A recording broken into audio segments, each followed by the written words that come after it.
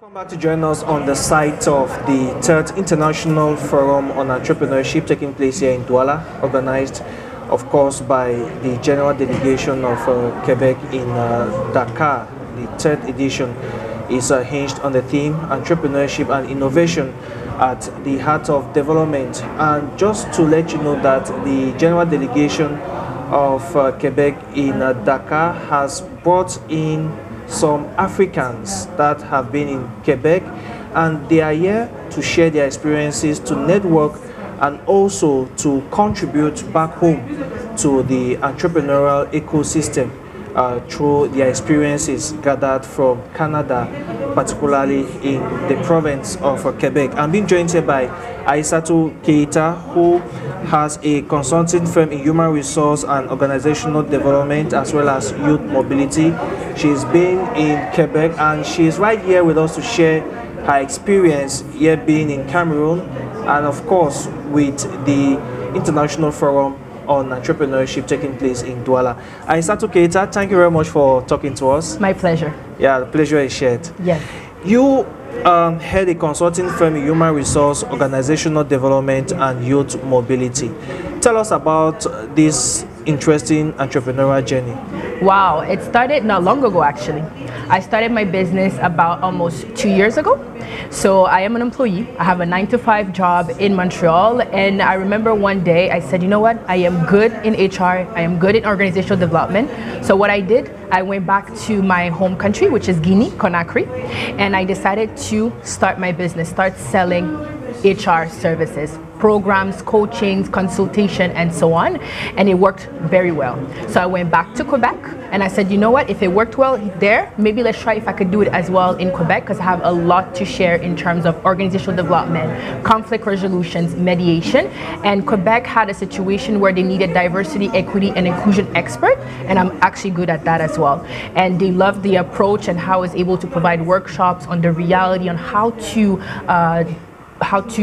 develop your soft skills, how to develop your competency, build capacity, and so on. So they kind of welcomed me with an open heart because I had that little experience to bring back both the North American perspective as well as the African perspective. They love to see that as well. Yeah. So that's how it started, and since then I've been doing amazing either in Quebec as well as in the I guess the Western African region, because I've been doing a lot of work there as well. How challenging was you for you to leave your job and say, all right, I'm going back to homeland to start selling HR services? I will not lie to you, it was extremely difficult, okay? Very difficult, very challenging. I think the biggest challenge was my parents. I had an amazing job. I was a senior policy analyst with the federal government. I was a team lead. I was well paid. And when I told my parents that I wanted to become an entrepreneur, they were like, oh, hell to the no. You ain't going nowhere.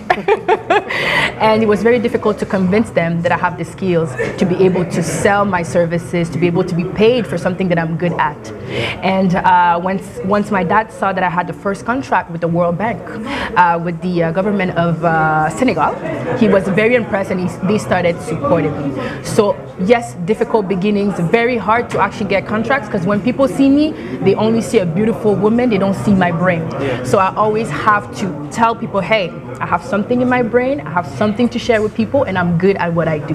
So I will not lie to you, as a black woman, very, very difficult to navigate the system, but so far so good. I've been blessed. I was able to get amazing contracts. And then when you got home, back to Guinea, how was it trying to settle down in an environment where there was a need for HR services, but how to go about it was a problem, and you are the expert that came? Yes. So I was very lucky because Guinea was going through a transition. Sorry, I'm losing the word, but they were going through a transition. They just had a coup d'etat. So there was a new government in place, and that this new government is very much encouraging the diaspora to come back home and to invest or to share their knowledge that they've acquired outside. So that really much encouraged me to go back. So it wasn't that hard. What I will say is this: to change people's mindset is impossible. So my focus is to do what I do best, to show what I can do, and hopefully people will recognize it. To be quite honest, I've had only one contract in Guinea, but other countries that are around Guinea, Senegal, Cote d'Ivoire, Benin have been giving me contracts. And Guinea is starting to see that, like, oh, so we took her for granted because we're scared. She's probably going to steal our jobs. We're scared she's going to steal our markets. But they've been kind of like contacting me slowly but surely to see what I can do now back home. I'm incorporated in Guinea as well. My business is incorporated there, but they've been very difficult giving because they're scared. It's fear. All right. Now let's talk about the current forum where we are here, the International Forum on Entrepreneurship, the 3rd edition. What has your experience been so far? So far, so good. I've went to a lot of forums in my life. I've went to a lot of conferences, and I feel like these type of events, sometimes you will meet people, you will talk, but nothing necessarily will come out of it. But I've been in Douala for 72 hours, and I will tell you, I already signed one contract. This is a sign that it's extremely good. Yeah. So it has been an amazing experience so far. And I feel like here in Cameroon, because I've done the western side, I've also done the eastern side. I've went to Kenya and Tanzania. But here it's slightly different. You have the mix of both. You have English and French. Yes. So it's a different dynamic. It's a different game. And I feel people are now starting to realize, hey, we need help. We need people that can help and support the structure of our businesses, which is what I do. And they're open to that. So far, the experiences has been great, meeting fantastic people, sharing my experiences with people, and they're open, they're welcoming, and I love you guys' food. The food is great. All right, of course, we shall go to that later on. All right, now, looking at the various themes that have been discussed here on entrepreneurship, spoken about innovation, the digital transformation, looking at aspects such as the ecosystem in Cameroon and how it can be improved. What ideas or what proposals can you make to entrepreneurs here in Cameroon who may be going through one difficulties or the other? I think one thing that stood out that I will say, that I will recommend to young entrepreneurs, because I'm very young, I will suggest them to have the audacity to go get what you want. I found that people have the tendency to say, oh, I've talked to you today, you didn't give me anything, so I will wait. I'll wait. That's not how entrepreneurship works. I've met you today, we spoke, you cannot help me, that's okay. Tomorrow I will talk to 10 more people. But I feel that here they stop and they keep on saying, but Madam Aissatou, we don't know people. What do you mean you don't know people? Yes, go find these people, talk to them. Don't stop at the first person that said no. And I think that's something that I see quite frequently here that's slightly different from other African countries, or even on the other side. People will stop at the first person that says no, who has power. What I mean by that, it could be a minister, it could be a deputy minister, it could be someone who's very high up. They just stop. But what I will recommend is have the audacity to go get what you want. All right, you have been in Quebec and you mastered the entrepreneurial system there. What makes the Quebec entrepreneurial ecosystem this special? Well, let me correct you. Yeah. I have not masterized it yet. Okay. I understand it. You understand, yes. And I think I'm still in the process to actually masterize it because it takes time to understand all the players. What it makes it special, and I will be 100% transparent and honest with you, is the support that we get from different governmental enterprise and entities. Today, the reason why I'm here, I was supported by Logique, les Offices Jeunesse du Québec, which is youth mobility. They supported me to come here and to share my experiences, to exchange with Cameroonians, young entrepreneurs. So in Quebec, what we have is the government supports startups, supports small, medium-sized businesses, and we are encouraged to actually become entrepreneurs. So there are multiple systems that helps you start your business. So that's what we're looking at. Yes. Now let's look at it from this other angle. What challenges do entrepreneurs there face, which could be some form of training or lessons which African entrepreneurs can take to be better? So you mean what are the challenges that we face in Quebec? Yeah, in Quebec. From which African entrepreneurs can learn and do better, to not repeat the same mistake. Wow, that's an excellent question. If I speak for myself as a black woman, as a black woman, we have to be 100% honest that Quebec is majority of white people. As a black person, yes, it has been very difficult to navigate a system that have difficulties necessarily accepting me. What I mean by that is that I get blockage or barriers because of my skin color, and it is a reality per se. Whereas when I come here, I don't have that blockage. However, African will have this way of wanted more to work with like strangers, to work with Indians, Lebanese, rather than work with me who's an African person, right? So I think this challenges is the same in Quebec or in Africa, but I feel like what Cameroonian could do is try to improve and be open to work with other African people that are from other African countries. That will help you guys tremendously. Don't be blocked. All right. What does it mean for you to give back? Going to North America, get the training, the experience, you work there, and then you come back. Personally, what does that mean for you to give back? Wow, what it means to me, I think being grateful, because I've received it. And it's being grateful to say if someone gave me that knowledge once, it is important for me to give it back to someone else. And it means to me that to give back to a society, you know that you've actually been able to plant a seed for someone else to grow on and to become a better person. So yes, that's what it means for me. It's the growth in the society that we need. We need a nice future transformation. And yes, that's literally why I'm giving back to other people, because once someone did it to me and I'm grateful to that person, and I want to give back the same feeling to someone else. All right, you mentioned earlier during this interview about the Youth Mobility Office that brought you here. Tell us about what they have been doing and probably their plans probably after the forum. No, absolutely, and I think it will be fantastic for you guys to reach out to them. So what they've been doing for me, I've been with them for the past 10 years. They've helped me tremendously in terms of helping me with my mobility and being able to export my businesses in other countries. So they have different type of programs to support youth between the age of 18 to under 35. And they support youth to be either in entrepreneurships, in different programs, in mentorship as well. So they offer that kind of I guess support. Yeah, very much a good support to help youth either establish themselves in the entrepreneurship world as well as personally, or even the career development, the professional development. So they have these type of different programs that facilitate the I guess I want to say improvement, but they have a type of like capacity building. They help people improve themselves to become better in the society. That's how I would put it.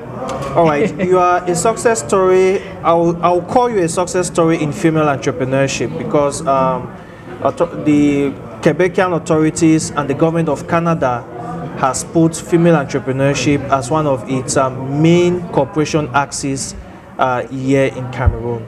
There are many female entrepreneurs in the conference room, and probably so many others will be watching us both on the formal and informal sectors. Absolutely.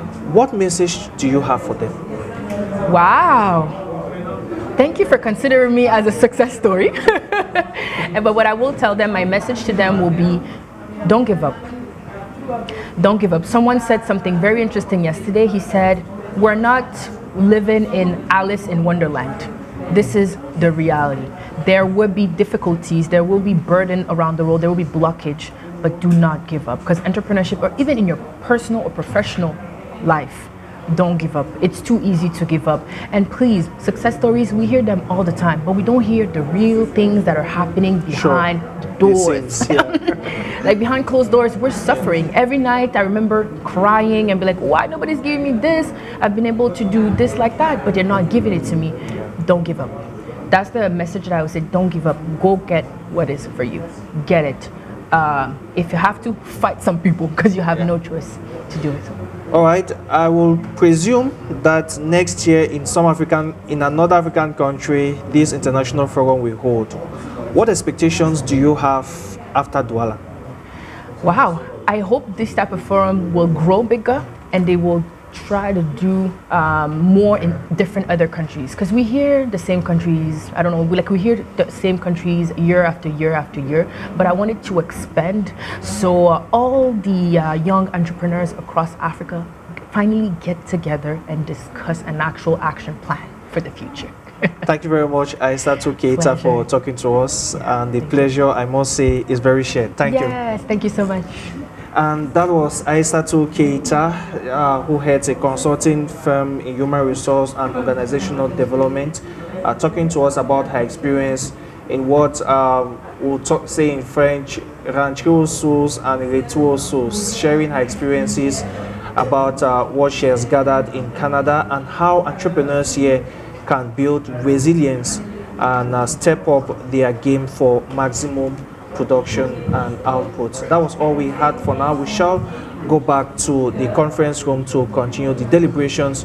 The last panel discussion is on, and that will be focused on female entrepreneurship that we just highlighted moments ago. Stay tuned. Thank you.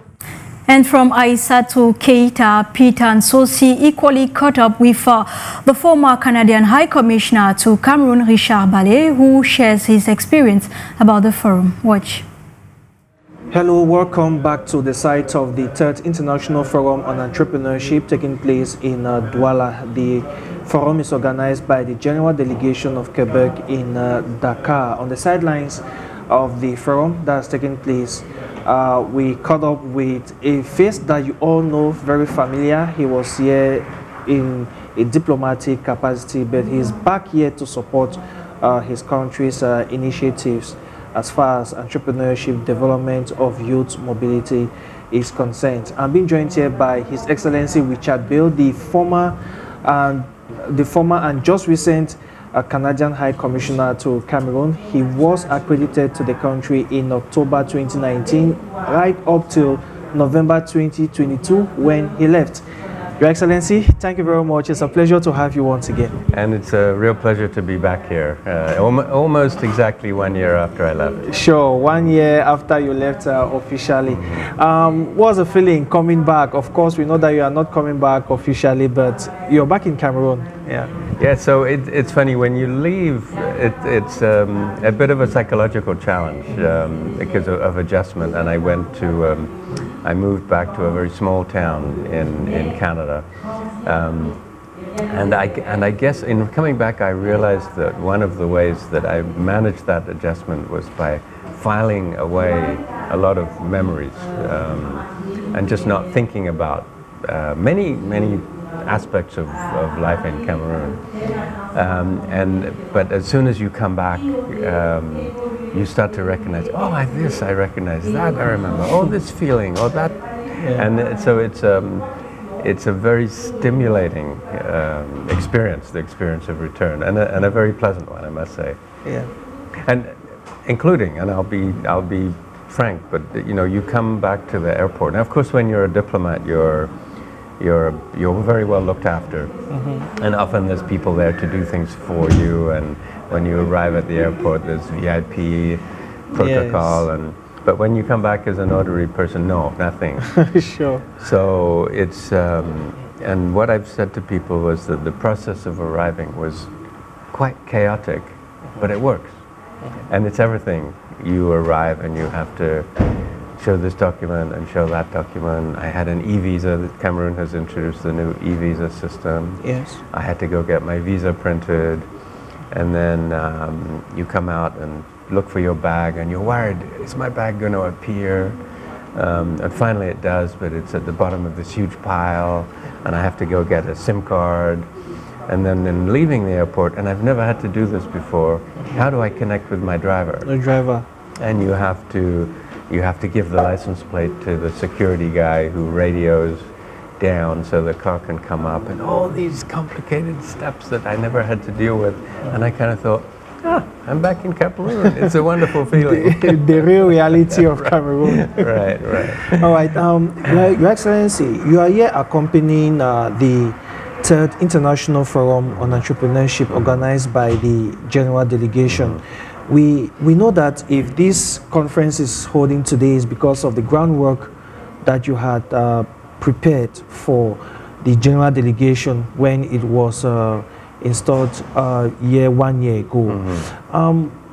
What is that do you feel accomplished seeing such a forum holding? Yeah, it's a good question, and I didn't realize that Quebec was organizing this until they contacted me and invited me, and then coming, I realized it's kind of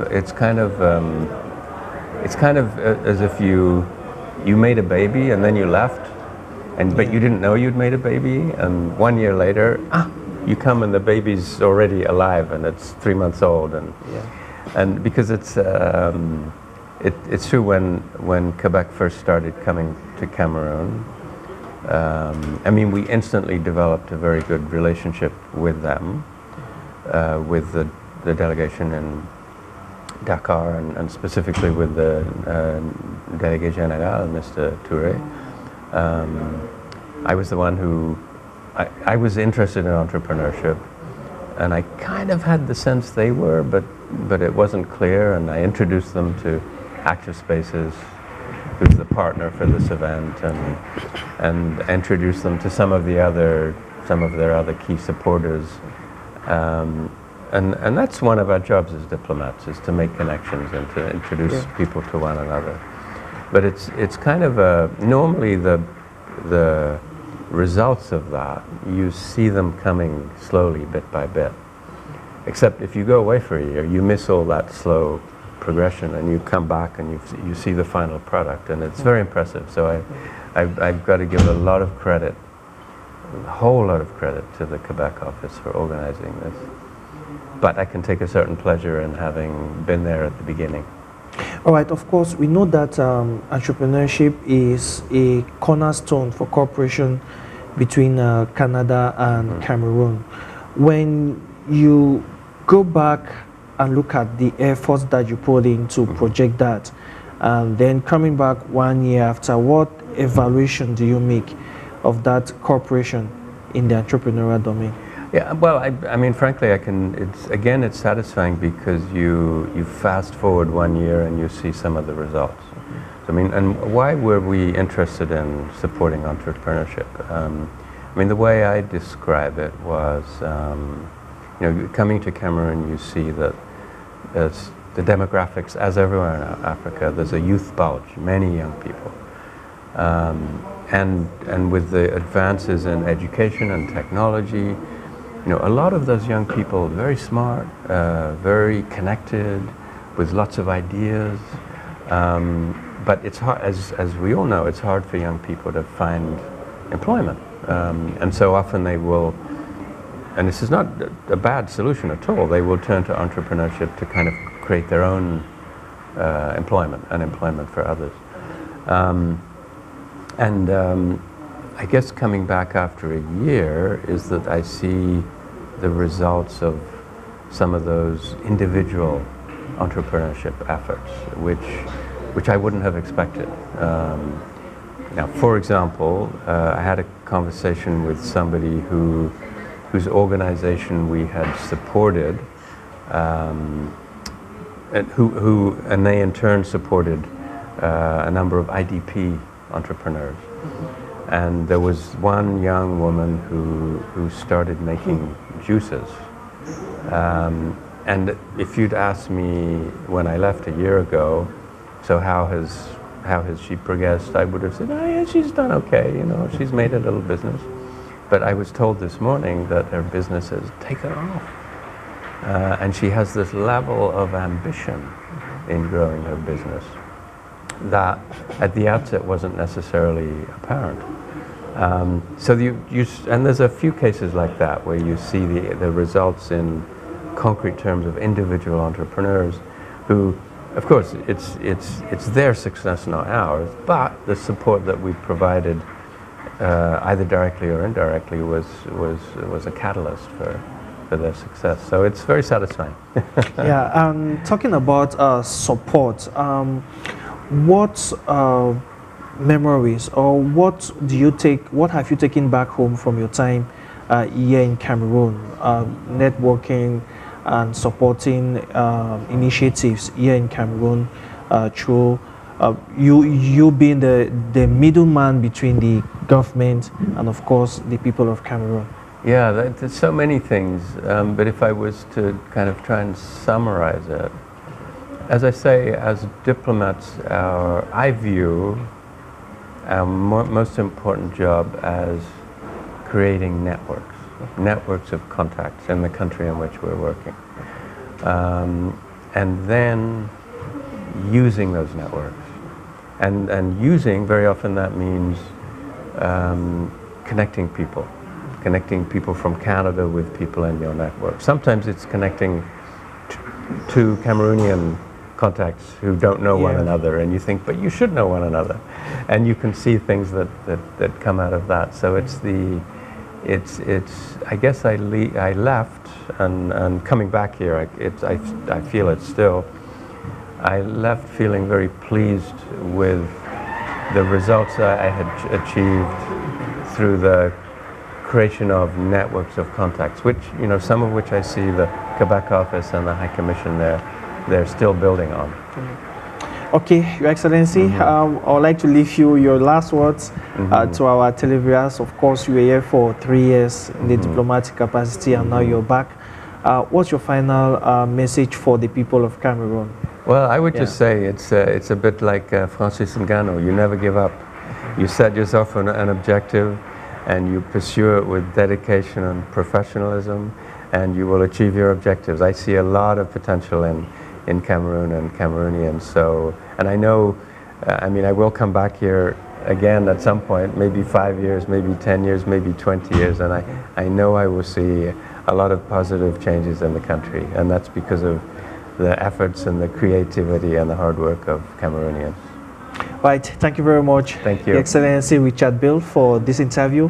It was a pleasure being with you. Okay, my pleasure shared. Yeah, and that was His Excellency Richard Bale, the former and just recent Canadian High Commissioner to Cameroon. He was here in the country between October 2019 right up to November 2022. He's back here to support the International Forum for Entrepreneurship organized by the General Delegation of Quebec in Dakar. Thank you very much for being with us, and see you some other time.